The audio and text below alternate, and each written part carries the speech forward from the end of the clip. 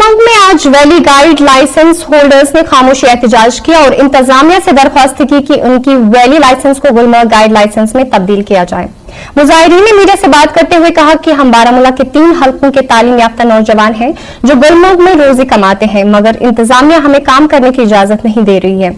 इन्होंने कहा कि कुछ साल कबल वैली लाइसेंस को गुलमर्ग गाइड लाइसेंस में तब्दील किया गया था और अब वो भी ये सहूलियत चाहते हैं ताकि वो गुलमर्ग में अपनी रोजी कमा सकें।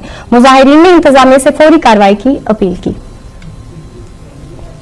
और मकसद एक ही है कि हमारा कश्मीर वैली लाइसेंसेस जो हमें मिली है वो कन्वर्जन होनी चाहिए गुलमर्ग में। इसके बगैर हमारा कोई भी मुतालबा नहीं है।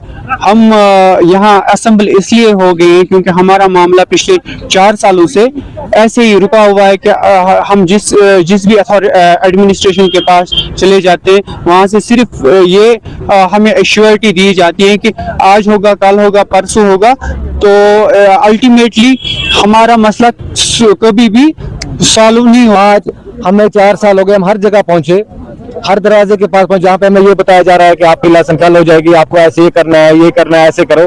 तो लास्ट पे हमने आज ये डिसीजन लिया कि हम आज पूर्ण में प्रोटेस्ट पे बैठे हैं यहाँ पे पार्क में, क्योंकि हम 4 साल से सफर कर रहे हैं। 2016 में जब वैली लाइसेंस इशू हुई थी 180 लाइसेंस वो उस टाइम भी कन्वर्ट हो गई थी गुलमर्ग लोकेशन में। उस टाइम में वैली लाइसेंस मिली थी और लोगों को।